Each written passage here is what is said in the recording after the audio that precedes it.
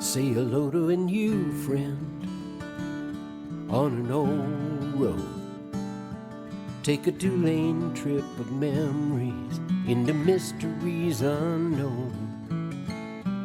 Come along for the ride. Jim Hinckley's America. Jim Hinckley's America. Hey, good morning, everyone.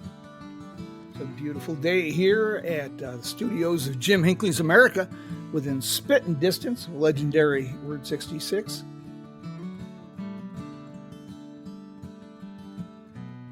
A little bit of music there from Joe and Woody, and of course, the boys of the Road Crew 66. Great tunes. If you need a theme song for your adventure, or if you are, just need a little theme song for your adventure or a little bit of road trip, we have Phyliis Ferguson with us this morning, waiting in the wings. Get to a couple little things here real quick. Hey, if you're traveling here in western Arizona on Route 66 today, you might want to bring your sweaters. The high temperature today is plummeting to 95 degrees. Of course, if you're headed just a bit to the west around Oatman and Needles, you won't need that sweater because it'll be about 105 to 110 degrees. But today, we're going to do some road trips and a little bit of time travel. We're heading for Springfield, Missouri. Phyllis, how are you this beautiful morning? Well, I'm doing very well, Jim. Thank you. And you? You know, I live by a simple adage that every day is good, some are just better than others. Yes, you are correct. I figure, if you get up, put your feet on the floor and can take some steps forward, it's a good day, right? You know, if I have a pulse at 6 in the morning and I still have one at 10, I'm ahead of the game. There you go. It was a successful day and you accomplished something. Yes. Hey, how are things in Springfield? Well, things are very well. We've had rain for about 24 hours. We've got flooding and like in our basement here. But other than feeling a little bit duck-like today, it's a great day in the Ozarks. Thanks for having me. Oh, my pleasure. You know, the whole idea here is to inspire road trips and to share America's story. And with you, we can do both. We can inspire a road trip. And we've got a great American story here, which includes you as the latest steward of the Rockwood Motor Court. Well, How did yes, there's been a long line of us, and Tim and I are the current ones. Now, this has got to be one of, I know it's not the oldest continuously operated, but this has got to be one of the oldest operating motor courts on Route 66. What is it, 1929? That's correct. The Rockwood was opened in 1929 and actually continuously operated until June the 3rd of 2019, when we closed it for 7 months while we were doing some of the upgrades with new plumbing and new electrical and those sorts of things. And then we opened it on the 31st of December. So it was closed about 7 months, but other than that, it's operated since 1929. Great. 95 years old. Reopened it just in time for the apocalypse. Oh, God bless. Yes, the Ruckman family opened the Rockwood. Of course, it wasn't called the Rockwood in 1929. It's had many iterations, and it's been Rockwood since around 1948. But they opened in 1929 and, of course, had a major apocalypse, as you say, when the economy of the United States failed in the Great Depression. Um, then fast forward 90 years and we started our restoration, as I said, in 2019, opened 2 months and 7 days before the first case of COVID in Springfield, Missouri. So we sort of battled our way through 2020 and came out on the other side smiling and successful, we say. See, there's some inspiration for folks right there. Uh, you have a real gem, a real time capsule. And you know what makes Route 66 unique uh, is not just the historic properties. There, I mean, you can find those on any highway, but it's the historic properties that are infused with an infectious enthusiasm of the owners. That's what makes Route 66 truly special. Well, yes, you have to. I mean, I think with anything, you have to have a love for what you do to enjoy it. But I think also a passion, not just for the restoration of an old building, but the road. I mean, Route 66 is its own being. It's not any other highway, obviously. And the mystique and the aura that goes with it is part of what makes it so special for all of us who work on it, have businesses on it, and of course for those who are traveling it. Well, and you do this very well. You also have to have a passion for sharing that story and for caring for the people. Making sure they have a great visit, a great time, that they have a memorable adventure. Especially for our foreign visitors. I mean, these folks are spending some serious money to come over here and travel what is essentially just a road. But like I say, it's people like yourself that really give it that magic. Were you surprised? Have you been involved with Route 66 a long time? Well, honestly, I was traveling Route 66 before I made my appearance on this earth. My parents were travelers. Tim, my husband, he traveled it his whole life. He had family out in California, grew up in Kansas City. And so, Route 6, children of the 50s traveled Route 66, or you didn't get much of anywhere going east or west. So, we both have a long history of being Route 66 travelers from early childhood and infancy up to the present. Well, that sounds like me. Our first trip west, I was a bit young to remember, was in '59, and my folks teased me that I was potty trained on Route 66. So yeah, we've been doing this a few years. Yeah, even though I have a lifelong association with the highway, and I've been deeply involved with the Renaissance era, the Route 66 Renaissance, the last 5-10 years, I'm still overwhelmed and amazed by the international fascination with this highway. It never ceases to amaze me. It's amazing. And I think, until you actually are in business on Route 66 or some way very closely connected almost on a daily basis to the route, you don't realize that. I mean, we've lived in Springfield since the 1970s here. And to know that, yes, we have international travelers. I'm in the restaurant business as well as having the motor court here. And we would have, an international traveler from time to time that was doing Route 66. So I was aware of it. But until you see that, every week, multiple nights, you've got folks from all over the world stopping in to spend the night with you. It's a realization that doesn't hit you until you're that close to it, and it's that personal. I think one of the things I think about that really drove it home, like last summer, we had two rooms that were from Belgium traveling together, and just there was another room and some folks were also from Belgium, and they didn't know the other ones. They started talking up here on the patio and discovered that they all lived within 30 miles of each other. Um, I just was kind of blown away by that, this road draws people from all over the world, and then they arrive in the heart of America. Springfield, Missouri, sort of is the heart of America, we think, or the birthplace of Route 66 anyway.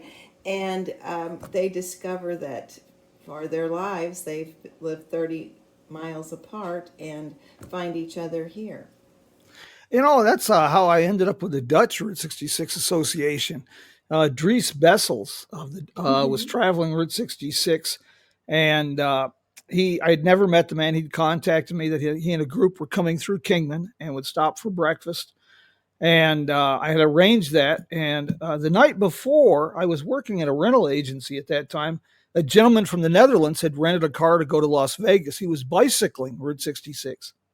Yes. And I mentioned that I was meeting Dries the next day, and he became so excited. He had never met Dries, but Dries had been instrumental in his travel plans and his trip planning. So Oh, he ended up really? cutting his trip to Las Vegas short so he could meet Dries. And it turned out they lived on the same block Oh in my Amsterdam. gosh. It's astounding how this happens. It is. And it's just shock, like I said, we live in this country and it's almost like, well, it's in my backyard, so it's just there and I don't pay as close attention to it as if I go to another city or another state because I want to specifically visit a location. Whereas with what you're talking about, the international travelers, it's very intentional. Um, they study it. Most of them have done a lot of research before they come over, and they know what they're doing. uh, Honestly, many of them know a whole lot more than Americans who are traveling the route about Route 66. Yes. How did you come to acquire? I mean, how did you acquire this? What shall we say? What possessed you to take on this challenge? Well, ignorance is bliss, right? No, I'm kidding. um, I So the house, well, let me back up just a little bit. A short history is 1929. The house was already on the property. The Ruckman family built the motor court. Only they were called tourist cabins at that time, and a shell filling station. Over the years, the house was the home for the folks who owned the motor court, and they lived here. And then about 19 late 1980s, it was expanded. The little shell station had been changed over around 1948 into a cafe, and then in the late 80s they expanded the cafe into the home, and it was being used as a restaurant.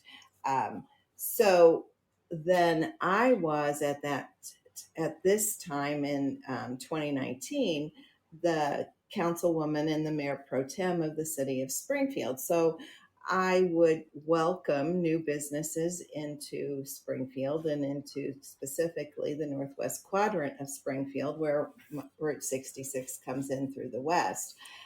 Came over and saw the restaurant, saw what was going on here, wanted to help that lady a little bit because, like I said, that's my background, and then saw the sad shape of the motor court and realized that, oh my gosh, it's not going to be around much longer if this train doesn't get turned around. So that was sort of the catalyst for getting over here. And then from there, it was just a matter of talking with her and saying, let's strike a deal. And we did. And then, as I said, on the 3rd of June of 2019, we began to restore the motor court. It was in weekly, monthly rentals up until that point.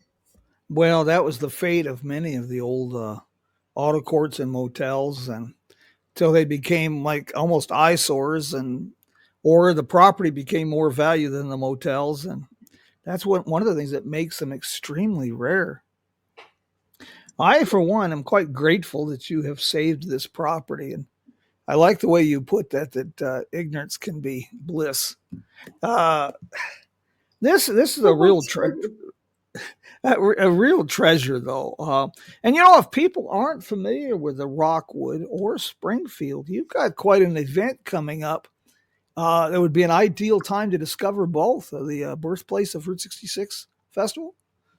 Yes, we certainly do. We have, starting on August the 8th, 9th, and 10th, we have the Birthplace of Route 66 Festival, which is our premier Route 66 event and also one of the biggest. festivals on Route 66. I think last year we entertained between 65 and 70,000 participants, had folks from about 35 different states and 18 or 20 different countries. My gosh, 60,000 plus people. Springfield has a population of what, about 180,000? Yes, sir. God bless. That is an absolutely huge festival. That would give the economy a real jolt. It does. It infuses Springfield with Route 66 enthusiasm. Folks come, like I said, folks come from all over the world. We have a huge parade with and a car show. Last year we had over 700 parade entries in the car parade, and then an equal number in the show. We have concerts going on starting Thursday night. I think we had 12, I think the final numbers were close to 12 or 15,000 people who came in to attend the concert. So it's not only, like I said, great for folks who are traveling from out of state and out of country, but it's a great regional event that we have here, which to me is very important because, like I said before, you got Route 66 in your own backyard, but you don't pay attention to it necessarily. And this is once a year a time where people in Southwest Missouri, Northern Arkansas, Eastern Kansas, and Oklahoma come over and go, wow, let's have a big time here for 3 days and celebrate Route 66. Well, the Rockwood will figure prominently, I'm sure, in this. Are you doing any special events during that time at the Rockwood? Well, on Saturday nights, we have a party. We have a lot of roadies who stay at the Rockwood, so it's always a big celebration for those folks to get together and catch up on life and just spend time together, enjoying each other's company. And then on Saturday night, we try to do a barbecue and have people who aren't just staying here, because with 10 rooms, we don't have a lot of folks, and anybody who wants to come over comes over, throws some money in the hat, and we have a nice time. We try to have some live music and just a good time. Oh, excellent. That was going to be my next question. How many units, how many rooms you had? And well, you answered that. Is that the size the court's always been? 10 Well, rooms? actually, the court, with the 10 rooms, it's expanded. Originally, with the 6 cottages out back, um, we had a unit that was the sleeping room and kitchenette and bathroom. And then the other side of that cottage or cabin was the garage. So you had garage, just like the traditional motor court, garage on one side, door, go through the door, out of the garage, into the sleeping room, kitchenette area.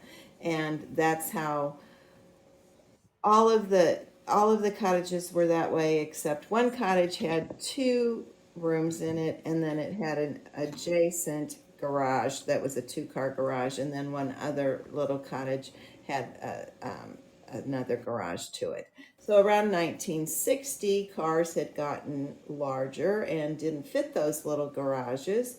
And Joe Coach was a good businessman, and his girls tell me that their dad said, well, I'm just going to convert those garages into sleeping rooms. So those are smaller rooms with full baths, of course.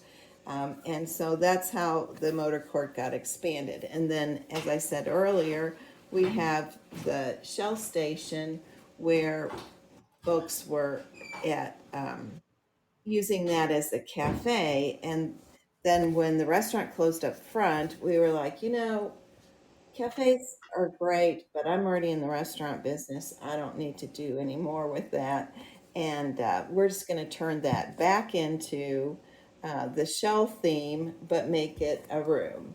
And that's what we did. So that's how we ended up with 10 areas for sleeping.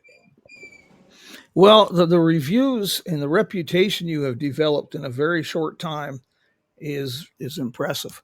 It speaks volumes about what you've done with restoring the property, and it speaks volumes about your the care and love you've put into this project. Well, we It do just love it, Jim. And of course, we think that those reviews and comments speak volumes for the folks who stay with us. I mean, for starters, you have people who are on vacation generally or coming for an event that's a positive thing, and they're in a good mood and they're happy to be traveling Route 66 or coming to Springfield for whatever reason they're here. And then they get to the Rockwood, and it's just this cute little place that's kind of a time capsule that's 95 years old, and they're enjoying it. So we're a facet of the experience, Tim and I, but by all means, we're not the only part of the experience. I have run into a couple things with some of the or motel owners that intrigues me. And of course, some people would. I mean, they're just naturally complain. But some folks have gone to some of these older motels, and because they read the reviews, I assume they're expecting the uh, Holiday Inn Express or a Marriott, and as a result, they're disappointed. But it's an apples and oranges thing. It doesn't matter how nice you restore an old property; it's not going to be a modern motel. So, if that's what you want, I fail to understand why you would stay at a vintage property unless you're going to want that experience, that time capsule. And I know people pour yourselves into these properties. But I found that kind of interesting. I was having that conversation with some motel owners in New Mexico that they have fielded people that were posted some negative comments. Have you encountered any complaints like that? Every once in a blue moon, we'll have someone come through who thinks they're, like you said, going to a Holiday Inn or a DoubleTree or what we call a big box hotel. Yeah. And to me, it's always a special challenge, and in that we are able to convert them to understanding that you just step back in time 95 years, and we're bigger people today than who were the folks who were traveling the route back in that period of time. And enjoy the moment of being here. This is what your grandparents or your parents would have experienced. And try to, as I tell people, just unplug for 14 hours or however long you're going to be with us here, and be in the moment. And for the most part, folks start to understand that, and actually sometimes end up appreciating it. I remember specifically a family who stayed with us in the gas station, and I think they stayed because they had 3 kids, and that's not easy in a traditional hotel room configuration because you've got 2 beds that are queen beds or whatever, and you get 4, but 5 for us means 2 twins, a queen, and a rollaway. And they didn't know anything about Route 66. They didn't know they were staying on Route 66. And when they were leaving and we were visiting, she said, I kind of feel like Lightning McQueen. She said, "You've converted us." She said, "Now we're talking about making a trip on Route 66 as a family." And I was like, what a win. Someone who came in not knowing about 66, not understanding these old motor courts and motels, and not caring about this place, only seeing it as a place for them to stay. And that did about a 180 in that now they're getting ready to plan their trip on Route 66. So we have some converts. Well, most of the people that travel Route 66 on purpose, I think one of the things that drives that is we live in a very generic, cold, and impersonal world. Facebook, social media, all these things. It's cold and it's impersonal and it's generic and sterile. And Route 66 is warm. It's alive. Uh, and I think people are hungry for that. And if they're familiar with Route 66, that's why they travel it. And like you mentioned, that family, if they walk in and discover this, it's life changing. It really is life changing. It is, and we're not going to not connect with you. When you show up to check in at the Rockwood, you know, we're not going to slide a plastic card across the counter and tell you, you know, your room's da da da da da da da, and go out here and go down and you can park in front of it. You know, what's going to happen is Tim or I are going to walk out of there. We're going to tell you where the ice machine is there on the patio. We're going to talk a little bit about the history of the motor court. And then we're going to get you to your room, and we're going to talk about the amenities in the room and the information that you'll need, Wi-Fi or whatever. And we're going to get to, you know, while we're doing that, we're asking about your travels. We're interested in the people who come to stay with us. They have great stories, just like the Rockwood is a great story. So it's a symbiotic relationship every time someone stays with us. And we want to get to know them a little bit, and we want them to get to know us a little bit. Sometimes we get to know people a lot because they come and sit on the patio in the evenings out here, and, you know, you hear people's stories. People travel the route for all sorts of reasons. They come stay for all sorts of reasons. And by the time they leave, they're your friend. Route 66 has been referenced a lot as America's longest small town. And I really believe that. And it's not just from Chicago to Santa Monica. You can find, once you meet these people, you can go to Europe and be with Route 66 enthusiasts. And it's the same. It's the same. It, Yes. it builds a sense of community. Yeah, one of the things about you mentioned Wi-Fi.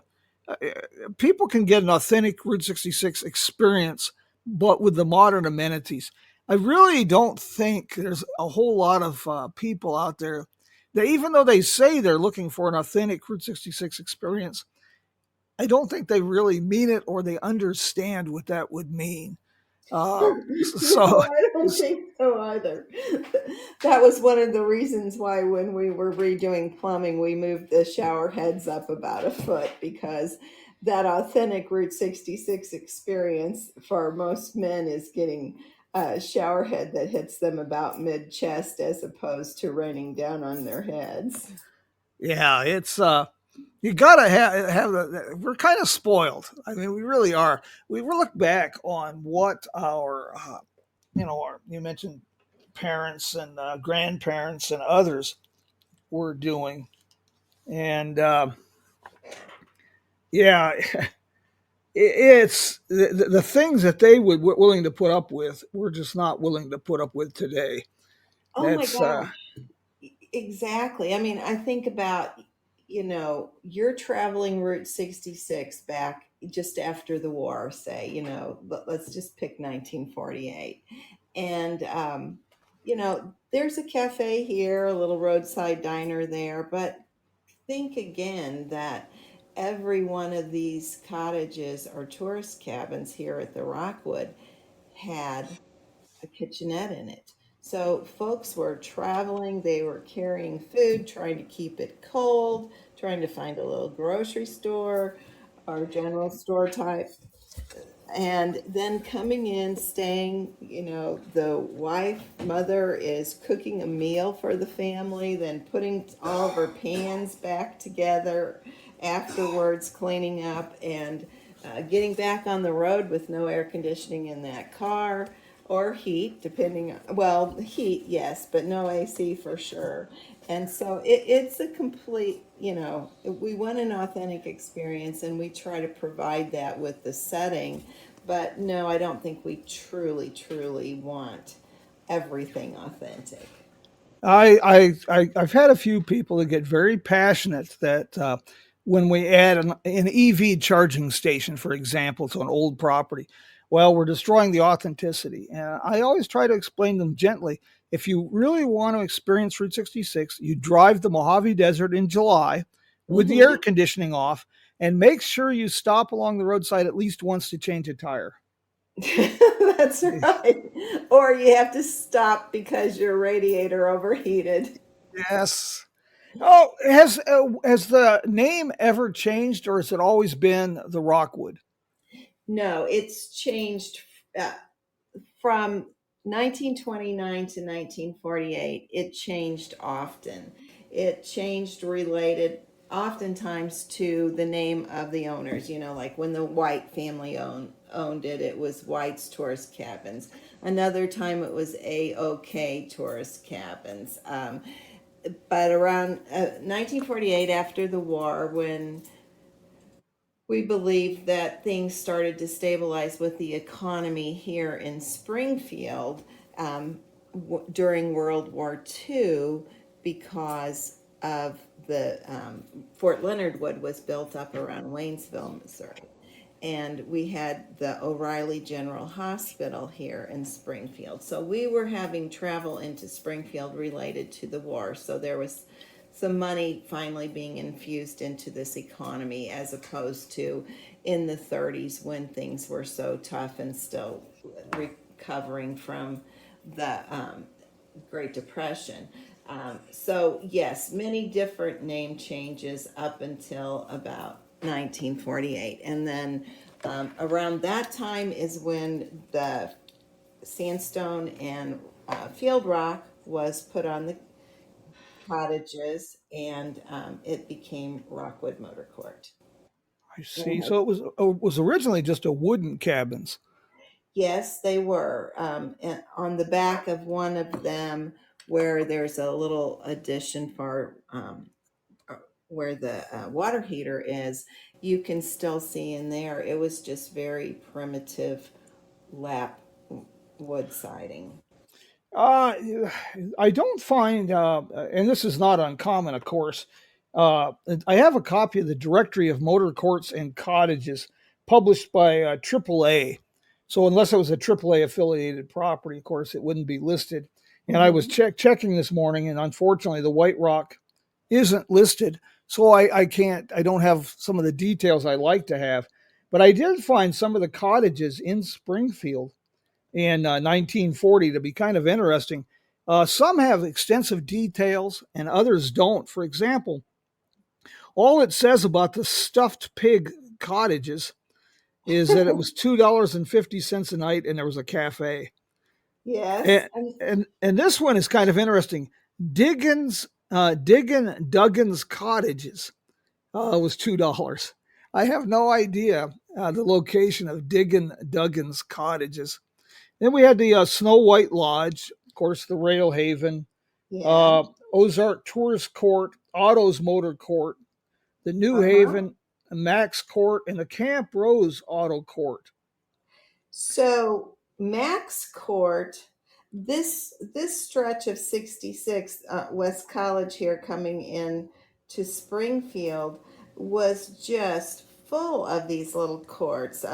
Right on the other side of the Rockwood here was Brown's Court, and then to the west, about a block, was the Shamrock Court, and down from the Shamrock Court was the Rock Fountain Court, and cat a corner across the street from the Rock Fountain was Max Court. So as you're speaking of Max Court, you're in this vicinity here, and you're naming several of these in this area. We were talking about the authentic Route 66 experience. And this is another example why I don't feel that the modern travel would want this. The Camp Rose Auto Court had cold running water in most rooms, and two flush toilets are on the property. Wow, that was a lot of modern amenities. And that's something that is funny. The first postcard we have of the Rockwood is around 1948, when it was the draft. masonry style rock was put on, and they list on the back of the postcard, modern amenities. There were tile showers and baths. So, those were big things. And then, of course, with the kitchenettes. And I was going to back up and just to give you a little bit of an idea on the Rockwood and talking about the names of these courts. If we look at the beginning, 1929, when it was the Ruckman's filling station and tourist camp, and then the impact that the Depression had on this business and the folks who were just scrabbling and scrambling to try to make it work. 1931, it was J. Henry McKee filling station and tourist camp. 32, Bodie's filling station and tourist camp. 33, yet another. 34, Samuel H. Murray filling station and tourist camp. Mrs. Kathy McCandless made it for 2 years in 35 and 36. 37 new ownership, 38 new ownership. 1939, it was Mitchell's Modern Cabins and Filling Station. Just 40, yet another owner. 1941 was OK Cabins. I think you mentioned 46 and 47 was the Whitehaven Motor Court. And then in 48, it became the Rockwood.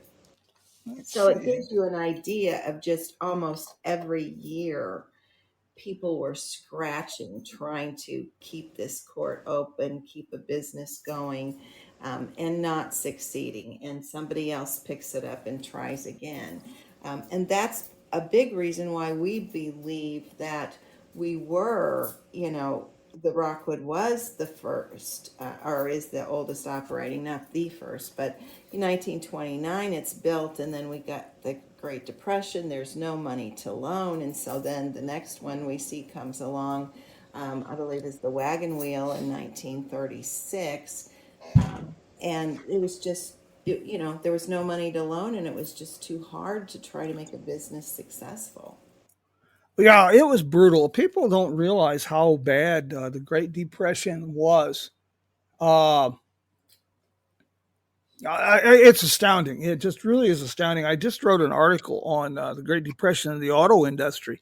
And for example, Hudson Motor Company had their best year ever in 1929. They produced close to 400,000 automobiles. And 1932, their total production was just under 20,000 automobiles for the entire year. Yeah. It just an absolute plummet. So making these businesses survive, making a dollar with them had to be a huge challenge because, I mean, spending $1, $2 a night for a room when you could just camp along the road, that must have been a real challenge. Yeah, I mean, and that's what you saw. I mean, you think about, Cyrus Avery and John Woodruff. I mean, their whole thing was to have a road that was paved east to west from Chicago to LA, Santa Monica. And then boom, I mean, these guys have this great idea and they're promoting it and doing their best. And then our economy turns upside down, and essentially for a decade there's just a standstill on almost everything that's happening. Cyrus Avery and the folks who put together that U.S. Highway 66 Association in 1927, boy, I tell you, that's something that needs to be revamped. Because, the reason we're talking about Route 66 today is because of the success they had with that association during the hard times of the Great Depression. The work that they did and the promotion and marketing they did, we're harvesting the fruit of that today. We certainly are. I think about those guys, and of course, John Woodruff was from here in Springfield, and at the Colonial Hotel is where that famous telegram was sent on the 30th of April of 1926 that gave this road its famous name of 66. And then, like you said, in 27, when they made the National Route 66 Association, and all the work that they put into promoting it and having no idea probably what what it would become, not so much as the road traveled, but in our world today, almost 100 years later, the iconic status that it has worldwide. Yeah, yeah, it's really you know, the luxury of hindsight always seems things, but you know, when this was originally set up as US 60 instead of US 66, Right. and somehow I just can't imagine a song about getting your kicks on Route 60. It just doesn't. No, It doesn't have the same feel to it. I agree with you. I think, in hindsight, we need to be thankful to the governor of Kentucky for being successful in getting Route 60, and Yes. we get 66. Do you have any plans for future changes or to the property, or do you have any long term thoughts on what you're going to be doing? Well, of course we did this in phases. Our first phase was getting the cottages restored and reopened there after the 7 months, and then the last phase here has for us has been that we took the house, which had been a restaurant, and returned it to a home. And so we moved in the 28th of December of this past year and are living here on the property, which we kind of feel is full circle, and how it was for all the years when people were owning and operating the motor court. And that model, you had your guests here, and they were just an extension out the back door of your home of the hospitality you were provided. Well, our last thing that we are doing is the landscaping on the property. As I said, it was in weekly monthlies for many years, and kind of a tough go. So when we came on, there wasn't even a lot of grass, much less any type of landscape planting. So we're having a great time now landscaping the property and softening some of the hard edges on it, and just enjoying um, making it green and look a little bit more lush than it did for all those years. Excellent. You know, I want to encourage people if there happen the birthplace of 66 Fest would be a great opportunity to discover Route 66 and the Rockwood. But if you're traveling to the AAA Route 66 Road Fest in Tulsa and you're following Mhm. Route 66 from the east, you know, staying at the Rockwood would be a good idea to kind of, well, set the mood, if you will, for enjoying the people and enjoying the event there in Tulsa. Well, we think that's a good idea too. Yes. I'll be heading that direction October, going to the Miles of Possibility conference. Uh-huh. Well, But you'll have to stop in and see us, and oh, definitely will, Phyllis. Most definitely. I feel like I've known you for years, but you know that's the way this stuff works. We get to talking to folks, and there's kindred spirits, so to speak. And of course, Marion wanted me to say hello. Marion with the Route yes, 66 navigation app. yes. You he wanted me to say hello this morning. Well, thank you. Marion is a fellow that we've come to appreciate and enjoy, and consider him a great friend. He's stayed with us several times now, and just really a nice man. I mean, once again, we go back to that whole thing, the people who come to us, it's so easy to be a good host because we have great folks who come here. They're just nice and happy to be doing what they're doing. For the folks who aren't familiar with Marian, he's out of has a company, a marketing company in Bratislava, Slovakia, Touch Media, and he has developed the innovative Route 66 navigation app, which has a point of interest file, motel recommendations, event listings, things of that nature. And he's also the creator of the Mother Road Route 66 passport. a little Yeah. something to enhance your trip. And you can find more on that at route66navigation.com. Phyllis, I tell you, I really have enjoyed this, and I appreciate immensely you being a good steward of this property and taking this on. And I appreciate you taking time out of your Sunday to do this. Well, And I've enjoyed spending some time with you, Jim. Like you said, we've never met face to face, but again, it's one of the facets of being passionate about Route 66 is we have this common bond that, when you talk or when you finally do meet, you feel like you've known each other for years. I just have a text message that came up for you here. Somebody's listening to the show in North Carolina.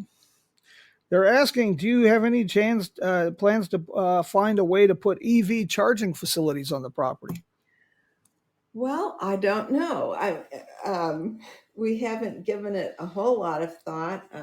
One, it could happen though. I mean, we again, like we say, we try to be as authentic as possible.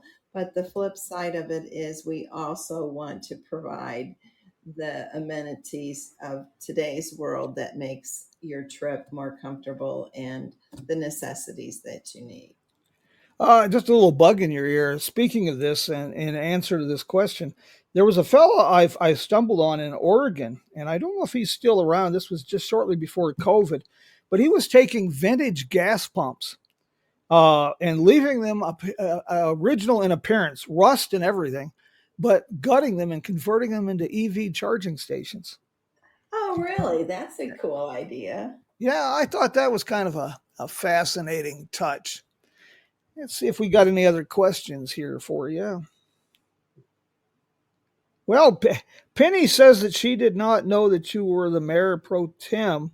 Do you do you have any political aspirations in Springfield?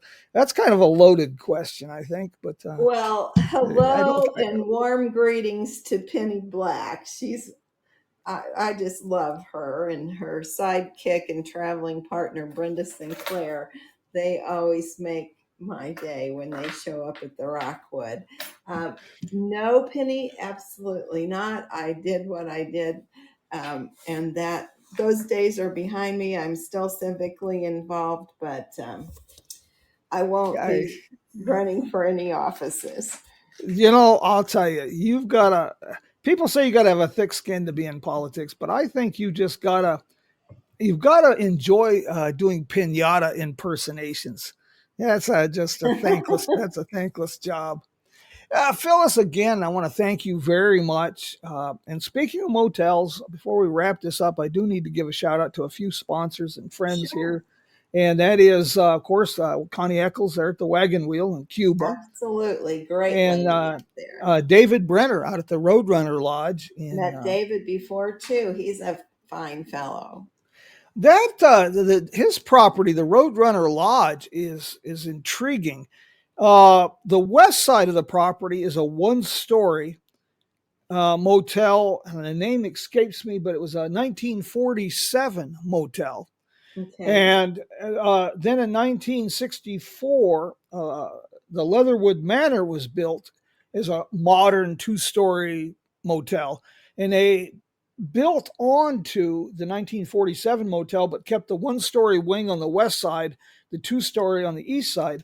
In David's long-term plan, he has the two-story Leatherwood Manor up and going very well, but Great. he is planning on restoring the other side of the property as a 1940s motel. And I had heard something about that. I knew he had some plans and was moving forward on that. So, and that's always, very exciting for all of us on the route who are in business when we hear somebody's doing some expansion or they're doing some kind of upgrades, because we know that what each one of us does individually collectively is a positive for the traveler's experience, and we're in it together essentially. yeah, Phyllis, well, I tell you, you spoke volumes there. We have to build a sense of community and community purpose. and if we can do that and build the cooperative partnerships, everybody benefits. When we go out and try to be totally self-serving and focus on me, what I want, not only do you end up losing, but everybody else does too. We That's we right.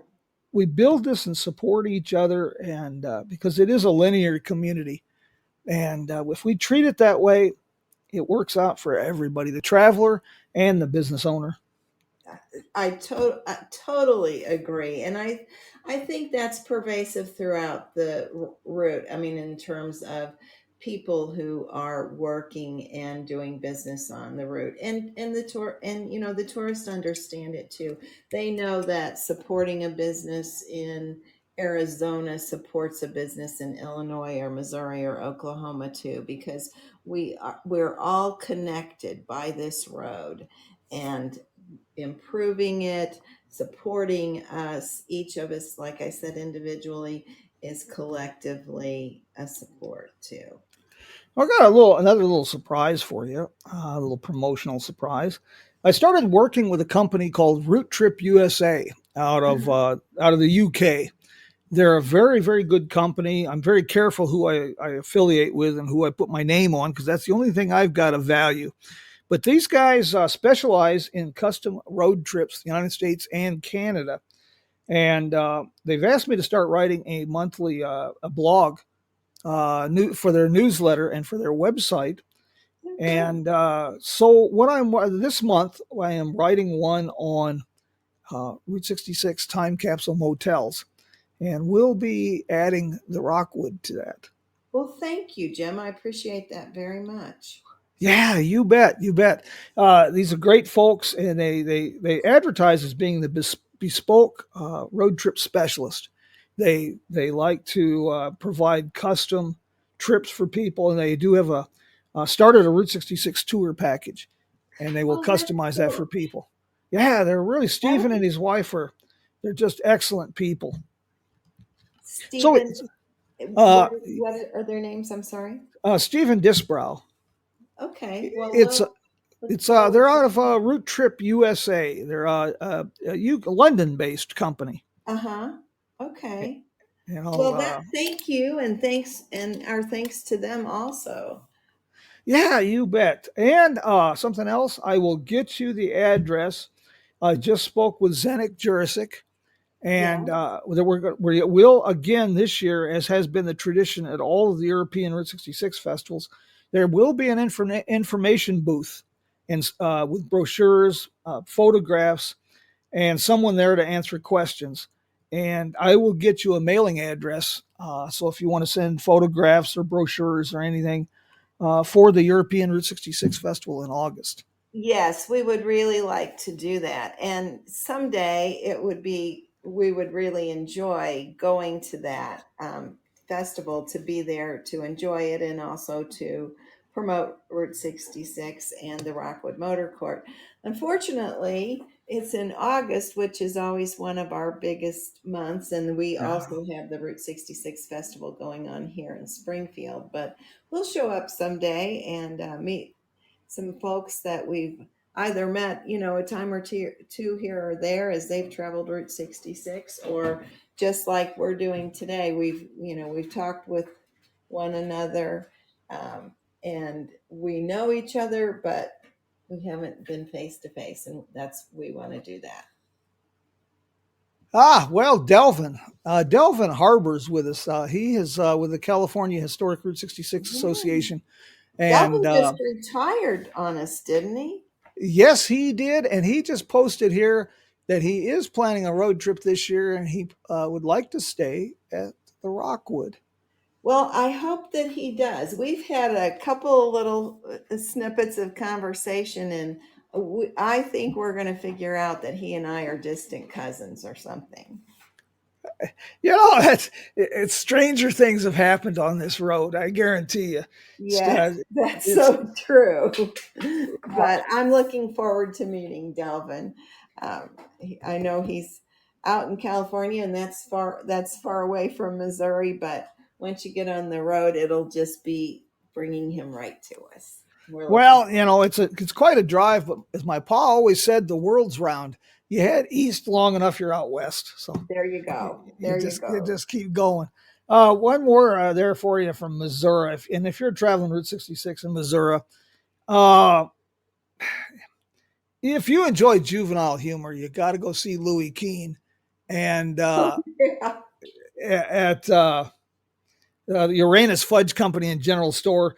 If you are offended by juvenile humor, at least stop and see the Circus Sideshow Museum and take some pictures of the great the neon wall and the sign that he got there. But if you're not offended by juvenile humor, you won't. You're going to have a good smile. You Louis King, know, something else. I will say this, Jim. We like to take little trips, day trips mostly with our grandkids, and Uranus was our 12-year-old grandson's favorite spot. Can you figure that out? Well, Louis done an incredible job creating. He does take it right up to a line there. He gets a little close sometimes, but it is a fun place with the Circus Sideshow Museum, the Fudge, the General Store, and all the quirkiness going on. And that's the essence of the Route 66 road trip in the 1950s. Was these odd, quirky, weird uh, sideshow attractions along the highway. Oh my And gosh, yes, exactly. we need more places like that. And a few have held on. Geronimo Trading Post out here in Arizona, they've been on the road since the 40s. And of course, Cindy and Tony there at the Jackrabbit Trading Post near Yeah. Joseph City, they have kept that going as a one family owned business since the 40s and the 50s. And they do a fantastic job. But there's only one Louis Keene and only one Uranus. And for that, we can all be grateful. Yes. And I think, thinking about Cindy and Tony and, that business being in their family since the 40s, that's just wonderful. It's amazing. And that sense of place, that history that they have in that place, and the folks who come to visit them. I mean, I can give people history of the Rockwood Motor Court because we have developed it. But when it's, so special as Cindy's family, who's, owned and operated it for almost 75 years, those are experiences once again that, well, Barb Turner out at Gay Parita, same way, it's been in her family for decades. And that's just another facet of the value of the road is these, decades long historians who live on their properties. Yeah, there's a handful of true legacy businesses. You've got they're in Veneta, Oklahoma. You have Clanton's Cafe. I Hmm. think it's been at the same location since 35 or 6, but it's one family owned since Yeah. 1928 or 9. We had the Ariston Cafe, of course. Nick's finally sold that, but that was one family owned from like 1926 till like 2020. There's a handful of them out there that's uh, really time capsules that they've I managed just to keep it. love that. I mean, these heritage businesses on Route 66 that are able to give their family history as well as the history of the property. Yeah. Well, Phyllis, I want to thank you again very much, and I want to thank everybody who joined us from looks like from Michigan and California and South Carolina and Kingman, Arizona, and Las Vegas. Wow. Oh, Well, got a thank you, Jim. I sure appreciate your inviting me this morning. I appreciate the folks who have tuned in to listen to us talk about the Rockwood. And you all come see us. We've even got folks here. It looks like from Australia. Uh, yeah, you bet. And anything I can do to help, you just holler. I always tell folks if I can help with anything, you just let me know. The worst that'll happen is I'll just laugh and tell you that ain't happening. But otherwise, I will help where I can. I'm working with Marion to make sure that as many events as possible are listed on the Route 66 navigation app. So just, if you have events coming up, anybody who's listening has Route 66 events, please let me know. We'll do this again next week. I'm not sure quite what we're going to do. I'll be on the road pretty quickly. It looks like I'll be here in the studios next Sunday. The 18th, I'll be on the road heading for Tulsa, the AAA Route 66 Road Fest. So probably on Sunday, the 23rd, we'll try to do a live program from Tulsa. We'll see how that turns out. Usually that's an adventure for some modern Amish fellow like me that has trouble with technology. But until we meet again, my friends, have a good week, and try to make things a little better for folks when you meet them. And get a squeeze in a road trip or two. And if you're headed for Tulsa, drop me a note or I'll see you there.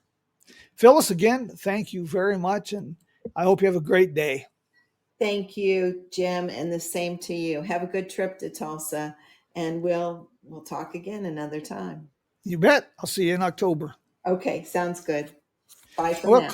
We'll close this out with a little bit of music from Joe and Woody and the boys of the Road Crew. Roadcrew66.com. Say hello to a new friend on an old road.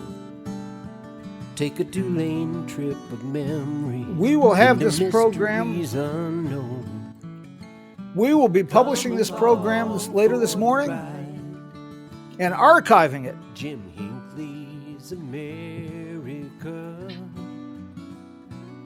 Jim Hinckley's America. We'll have it on Spotify, and there's an embedded player on the Jim Hinckley's America website. You'll be able to find this program and all of our other programs on, Spotify and most major podcast platforms, and on the Jim Hinckley's America website, which is jimhinkley'samerica.com. And, hope you can join us next week for some more road trip inspiration. Until we meet again, my friends, vaya con Dios.